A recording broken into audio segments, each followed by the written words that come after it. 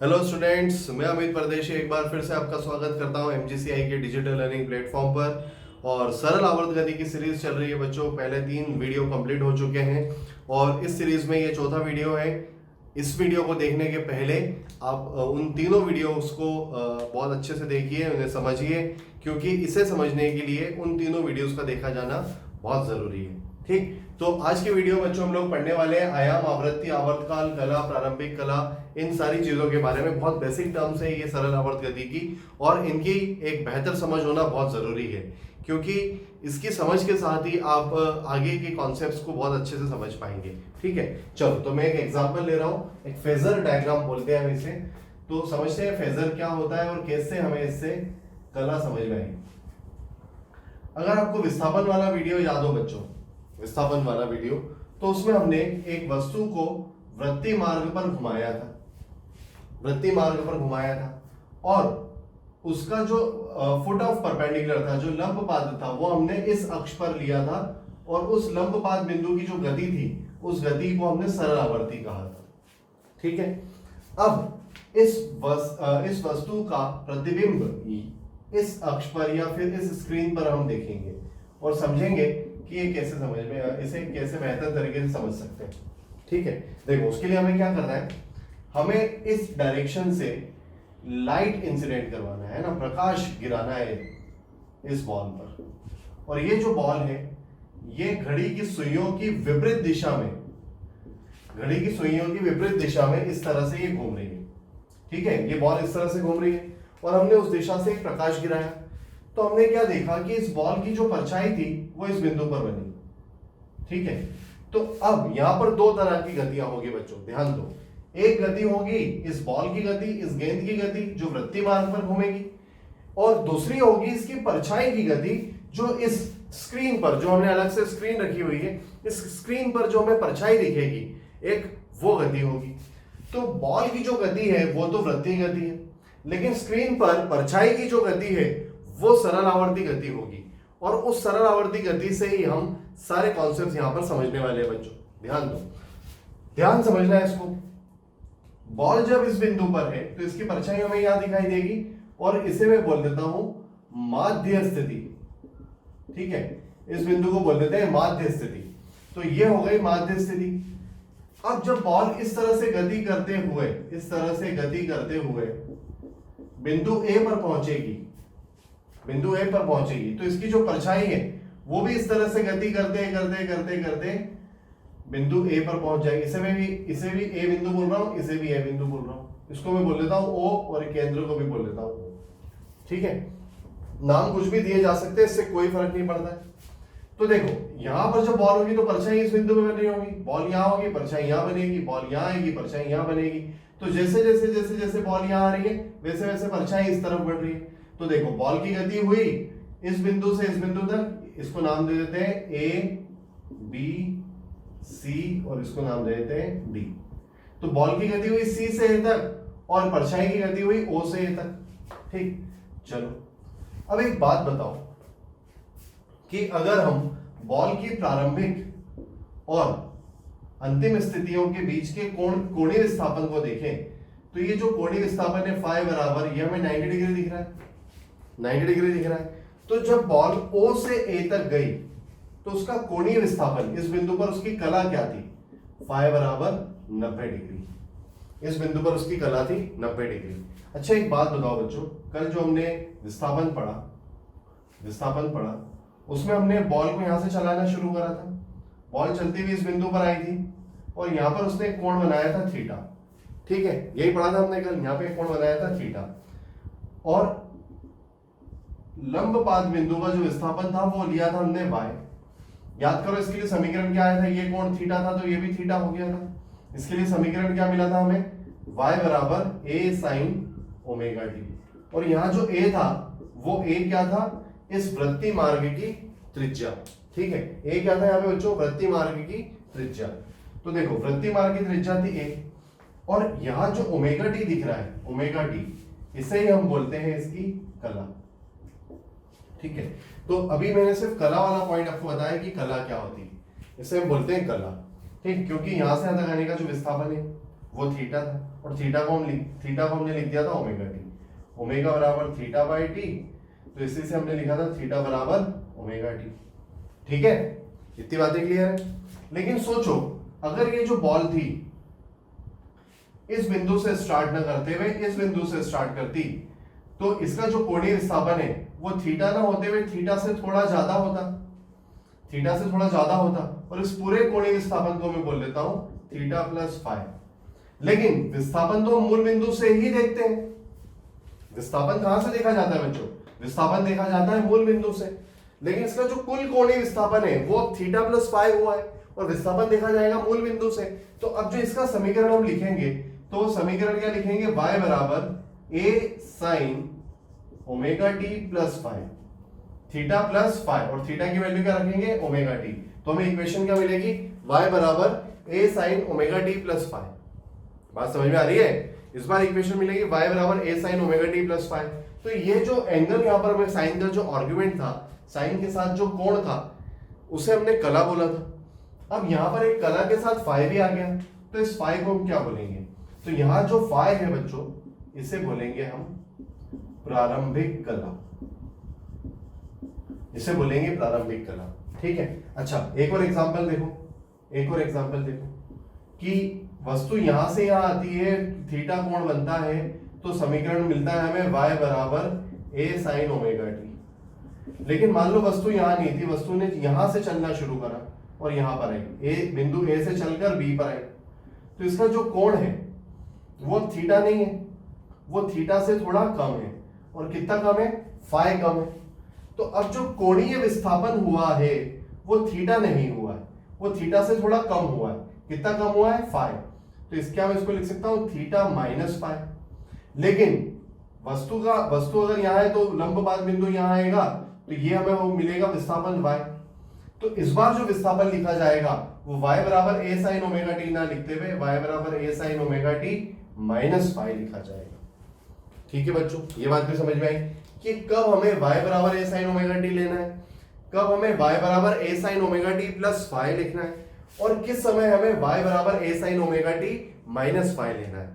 तो ये एक इक्वेशन है जिसमें कला और प्रारंभिक कला में बच्चे बहुत कंफ्यूज होते हैं। तो सिंपल सी बात है, अगर वस्तु मूल बिंदु से चलना प्रारंभ कर रही है, माध्य स्थिति से चलना प्रारंभ कर रही है, तो इक्वेशन y बराबर a साइन ओमेगा टी ही आएगी। लेकिन माध्य स्थिति के थोड़ा पहले से यहां से चलना शुरू कर दिया वस्तु ने, तो इक्वेशन y बराबर a sine omega t plus five आ जाएगी। मतलब माध्य स्थिति के थोड़ा पहले से शुरू किया, लेकिन विस्थापन तो माध्य स्थिति से ही ज्ञात किया जाता है, इसलिए इक्वेशन में हम y बराबर a sine omega t plus five लिखेंगे। और अगर माध्य स्थिति के थोड़ा बाद से चलना शुरू किया है, देखो यहां से स्टार्ट न करते हुए यहां से स्टार्ट लिया है, मतलब वस्तु यहां से ही आ गई है। ठीक है, यहां से एक परपेंडिकुलर अगर बनाया जाए तो वस्तु इस बिंदु से इस बिंदु तक गई है, लेकिन विस्थापन तो माध्य स्थिति से ही ज्ञात करेंगे। तो अब जो इक्वेशन लिखी जाएगी वो लिखी जाएगी y बराबर a sine omega T minus five. ठीक, तो देखो ये जो आर्गुमेंट था, साइन के साथ जो कोण था वो था कला, और अब जो फाइव आ रहा है प्लस फाइव भी आ सकता है, माइनस फाइव भी आ सकता है, इसे हम क्या बोलेंगे?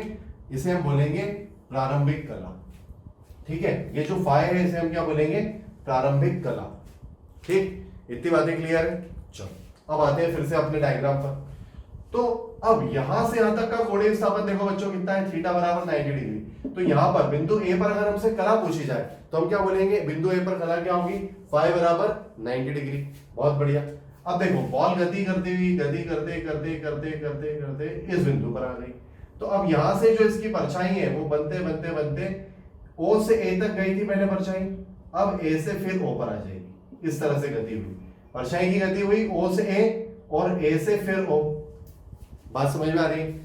तो जब ओ से ए गई थी तो कला थी 90 डिग्री, और यहां से यहां पर आ गई तो अब कला देखो यहां से चलना शुरू किया था, और जो कुल कोणीय विस्थापन हो चुका है यहां से यहां तक का वो हो चुका है 180 डिग्री। तो यहां पर माध्य स्थिति पर हमसे फाइव पूछा जाए तो फाइव बराबर हम लिखेंगे 180 डिग्री, या पाई लिख सकते हैं हम इसको। 90 डिग्री को क्या लिख सकते हो? Pi by 2।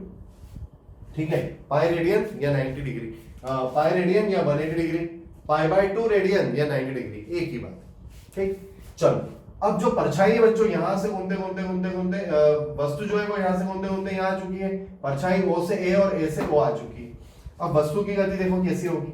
वस्तु अब चलना शुरू करेगी बिंदु डी से सी की तरफ, इस तरह से वस्तु चलेगी। लाइट यहां से गिराया जा रहा है, तो जो परछाई है वो इस तरह से चलती हुई नीचे आ जाएगी। इसको मैं बोल देता हूं बिंदु बी। तो अब जो परछाई की गति होगी वो होगी ओ से बी की तरफ। तो देखो परछाई ने कैसे गति करी है बच्चों, ओ से ए से ओ से बी, और वस्तु यहां आ चुकी है। और अगर हम इसका कोणीय विस्थापन देखें यहां से यहां तक का, तो कुल कोणीय विस्थापन हो चुका है 270 डिग्री। तो बिंदु बी पर अगर हमसे कला पूछी जाए तो हम इसको लिखेंगे 270 डिग्री या फिर 3 π/2, π/2 तीन बार आ चुका है 3 π/2। ठीक, ये क्या है, बिंदु बी पर कला है। बात समझ में आ रही है? छोटी छोटी बातें हमें हर स्थिति पर कला बताना आना चाहिए। किसी भी बिंदु पर कोण देखना, कला बताना या कला को समझना आना चाहिए। इससे हमारे न्यूमेरिकल प्रॉब्लम्स बहुत आसान लगने लग जाएंगे बच्चों। ठीक, चलो अब वस्तु चल रही है बिंदु बी से सी की तरफ। तो वस्तु जैसे बिंदु बी से सी की तरफ जाएगी, तो इसकी जो परछाई है वो इस तरह बनते बी से ओ चली जाएगी। तो अब ये जो गति होगी ये फिर से बी से ओ होगी।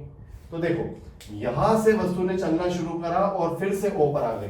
ठीक, अब अगर हम ध्यान से देखें तो कुल कोणीय विस्थापन हो चुका है 360 डिग्री। तो केंद्र वाला जो था वो 0 डिग्री में भी था, 180 डिग्री में भी था, और केंद्र पर ही हमें फाई बराबर 2 पाई भी मिल गया, मतलब 360 डिग्री में मिल गया। तो अगर कला 0, 180 या 360 डिग्री है तो वस्तु कहां पर होगी, माध्य स्थिति पर। कला अगर 270 डिग्री या 3 π/2 है तो वस्तु अधिकतम विस्थापन वाली बिंदु पर होगी, या फिर कला π/2 है तो भी वस्तु कहां पर होगी, अधिकतम विस्थापन वाले बिंदु पर। फिर से देखो परछाई की गति कैसे हुई है, ओ से ए से ओ से बी से ओ, मतलब ये एक सरल रेखा पर इस तरह से गति कर रही है, और इसकी गति को हम बोल सकते हैं सरल आवर्ती गति। ठीक है बच्चों, इतनी बातें क्लियर है? चलो बहुत बढ़िया, अब आगे बढ़ते हैं। अब हम बात करते हैं आयाम की। आयाम, तो देखो वस्तु ने चलना शुरू किया था बिंदु ओ से ये चलते जा रही थी, इसका विस्थापन बढ़ते गया ए तक बढ़ा। ए के बाद वस्तु ने फिर पलटी मार ली, और क्योंकि इसने पलटी मार ली है तो अब इसका जो विस्थापन था वो बढ़ना बंद हो गया। तो विस्थापन अधिकतम कितना बढ़ा, जितनी इस वृत्तीय मार्ग की त्रिज्या थी, और त्रिज्या को भी हमने कैपिटल ए से ही प्रदर्शित किया है। इस ए और इस ए में कंफ्यूज मत हो जाना। ये जो बिंदु ए है ये बिंदु है, और ये जो ए है ये क्या है, इस वृत्तीय मार्ग की त्रिज्या है। चाहो तो इसको कोई और बिंदु भी नाम दे सकते हो, उससे कोई दिक्कत नहीं है, लेकिन ए क्या है, आयाम। क्योंकि आयाम है इसलिए मैं इसे ए से प्रदर्शित कर रहा हूं। हम किसी और नोटेशन का उपयोग भी कर सकते हैं, लेकिन जनरली बुक्स में ए लिया जाता है, इसलिए मैं भी ए ले रहा हूं ताकि हमें आपको समझने में कोई प्रॉब्लम ना है। ठीक, तो ये क्या है बच्चों, ए क्या है यहाँ पर, आयाम। व्हाट इज आयाम? आयाम क्या है, किसे बोलते हैं आयाम? वस्तु का जो अधिकतम विस्थापन होगा, माध्य स्थिति से अधिकतम विस्थापन जो होगा वस्तु का, उसे क्या कहा जाएगा, आयाम। जिस बिंदु से वस्तु पलटी मार लेगी, जिस बिंदु से वस्तु वापस पलट जाएगी, उसे हम क्या बोलेंगे, आयाम। ठीक है, चलो तो हमें आयाम भी समझ में आ गया, हमें कला समझ में आ गई, प्रारंभिक कला समझ में आ गई। अब बचा आवर्तकाल और आवृत्ति। चलो ये भी समझते हैं। वस्तु ने माध्य स्थिति से चलकर दोनों अधिकतम विस्थापन की स्थितियों से होकर दोबारा जब माध्य स्थिति पर आएगी तब हम बोलते हैं कि उसका एक आवर्त कंप्लीट हुआ। ओ से चलकर ए और बी से होकर फिर ओ पर आना, इसे हम बोलते हैं एक आवर्त का पूर्ण होना। और एक आवर्त को पूर्ण होने में जितना समय लगता है, एक आवर्त को पूर्ण होने में जितना समय लगता है उसे हम क्या बोलते हैं बच्चों, आवर्तकाल। और इस आवर्तकाल को हम टी से प्रदर्शित करते हैं, आयाम को ए से प्रदर्शित करते हैं, कला को थीटा से प्रदर्शित करते हैं, थीटा, और प्रारंभिक कला को हम फाई से प्रदर्शित कर रहे हैं। ठीक, आवृत्ति को प्रदर्शित करेंगे न्यू से। तो देखो ये जो वस्तु ने अपना एक चक्र पूर्ण किया, ठीक है, इस एक चक्र में लगे समय को हमने क्या बोल दिया, आवर्तकाल। अब एक सेकंड में ऐसे जितने चक्र कंप्लीट हो जाएंगे, एक सेकंड में ऐसे जितने चक्र कंप्लीट होंगे उसे हम क्या कहेंगे, उसे कहेंगे आवृत्ति। प्रति सेकंड चक्रों की संख्या क्या कहलाती है बच्चों, आवृत्ति। और आवृत्ति को हम 1/t से भी प्रदर्शित कर सकते हैं, एक ही बात है। इसे आवृत्ति लिखो या इसे 1/t लिखो, एक ही बात है। ठीक है, चलो तो इतनी बातें आपको समझ में आई है। अब अगले वीडियो में आपको वेग पढ़ाऊंगा और इन सभी बिंदुओं पर कैसे वेग ज्ञात किया जाता है, इन सभी बिंदुओं की कला आपको याद रखनी होगी। अगर मैं बोलूं माध्य स्थिति, तो आप माध्य स्थिति के लिए कला को 0 डिग्री, 180 डिग्री या 360 डिग्री कुछ भी रख सकते हैं। अगर मैं बोलूं अधिकतम विस्थापन की स्थिति, तो माध्य स्थिति के ऊपर वाला जो अधिकतम विस्थापन है वो 90 डिग्री पे है और दूसरी तरफ वाला जो है वो 270 डिग्री पर है। ये सारी बातें आपको याद रखनी होगी, तो किसी भी बिंदु पर वेग ज्ञात करना हमारे लिए बहुत आसान काम होगा। ठीक, और अगर बीच में कोई बिंदु पूछ लिया जाता है तो उसका कोणीय विस्थापन हमें पता होना चाहिए। ये 4 स्टैंडर्ड पोजीशंस है जिनकी कला मैंने आपको बताई है, लेकिन जरूरी नहीं कि इन स्टैंडर्ड पोजीशन पर ही सवाल बने, किसी भी कोण पर सवाल बन सकता है। बस शर्त यह है कि हमें उस कोण का मान पता होना चाहिए। अगर कोण का मान पता है तो हम उस बिंदु पर कला ज्ञात कर लेंगे। ठीक है, तो इतनी बातें आपको समझ में आई है। नेक्स्ट वीडियो में पढ़ेंगे बच्चों वेग के बारे में। ठीक है, थैंक यू वेरी मच।